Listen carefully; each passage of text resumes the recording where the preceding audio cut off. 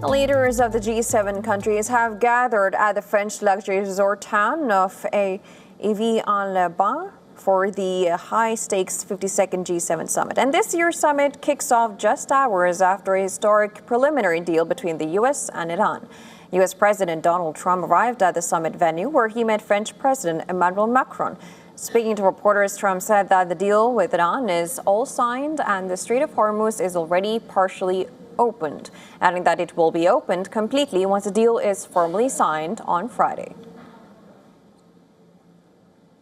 I'm very happy to say it's signed, the deal's all signed, and the strait is already partially opened. As you know, they're doing a little hunting for a couple of mines that they've already found, but it's essentially ships are starting to go out now. On Friday, it'll be completely opened. Later, Trump was seen alongside the other G7 leaders holding discussions and posing for photographs. Earlier, Japanese Prime Minister Sanae Takaichi, German Chancellor Friedrich Merz, Italian Prime Minister Giorgia Meloni, Canadian Prime Minister Mark Carney, and British Prime Minister Keir Starmer arrived at Evian-Les-Bains for a high-stakes summit.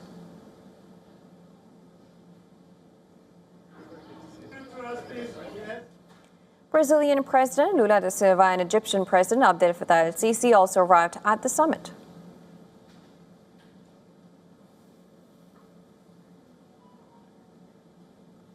Prime Minister Narendra Modi is also scheduled to reach Evian-Les-Bains today.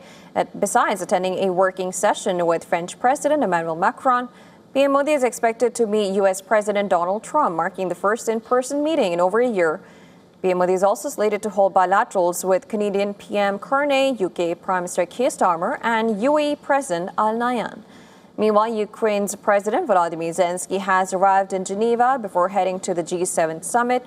Zelensky is expected to meet U.S. President Donald Trump and discuss bringing the Ukraine war to an end. In a lighthearted moment in Geneva, Zelensky said that he was planning to travel from Geneva to the G7 summit by car, while U.S. President Donald Trump said he took all the helicopters. After no, I think that we will go by car. So certainly you stay in President Trump, I think, took all the helicopters. Earlier this week, Zelensky had urged a decisive and substantive response from the G7 leaders after the latest wave of Russian strikes that killed at least 11 people. He revealed he had proposed a meeting with Russian President Vladimir Putin at the G7, but that Moscow was not ready for it.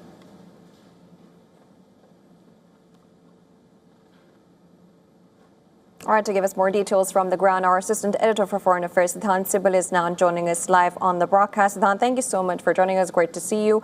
You're at the place. What's happening on the ground, and what are we expecting from this big summit there? Well, it's just past 7:30 a.m. here in France, the location of the summit site, and do expect it will be a long day. The first session starts at 9 a.m. and it's still empty here if I can show you around. But in matter of few minutes or perhaps in next 30 minutes, we could see more people coming in. But as they say in diplomacy, sometimes a day can be a long day. And perhaps today is that day as the G7 leaders meet to discuss the conflicts, both in Europe, the Ukraine conflict, and West Asia. In fact, there are sessions allocated for both the conflicts, and another one on international solidarity. But the big focus will be as to how the G7 can form convergences at a time when we know that the conflict in Ukraine continues to rage, even though there are green shoots of positivity when it comes to the Iran conflict. In fact, later this week, we will see the signing of that all-crucial Iran peace deal. Of course, the nitty-gritties are yet to be released. Yesterday, the U.S. President Donald Trump landed here in France at Evian, and he said that the details will be released and the Hormuz will be completely open. That's the word he used when it comes to movement of the vessels. That, of course, is a positive news for countries like India. that have been disproportionately impacted by the closure because of India getting a large portion of its crude supply, in fact, LNG supply from that part of the world. India, of course, since then has been diversifying, but clearly the cost of buying from a region nearby is something that reduces the overall cost. The Indian Prime Minister lands here at 12:13 p.m. local time. That will be around 4:30 or sorts. And we will see he having several bilateral meetings, including with the UK, with the Canadian, and with the UAE leadership. Absolutely. I was actually going to come to that because, of course, after coming from Slovakia, he's back again in France. And, of course, we also know, of course, the relationship between the U.S. and India has been, of course, somehow on the ice. But, of course, they're developing with the trade agreements and stuff. What are we expecting from this bilateral talks between U.S. President Donald Trump and Prime Minister Modi that might take place?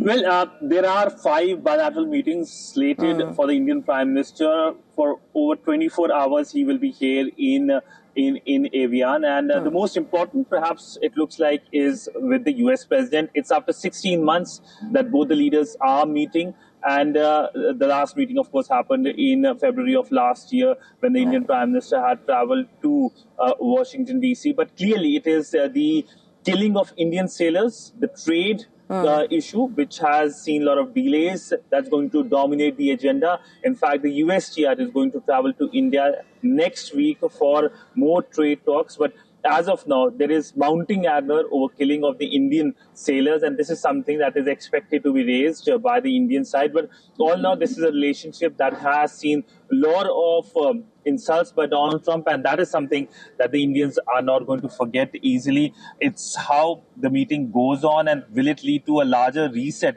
is clearly the big question, because, of course, there are a lot of equities from the two sides. All right, Siddhan, we'll come back to you and get all the updates from you from the ground. Thank you so much for all the information you've given today.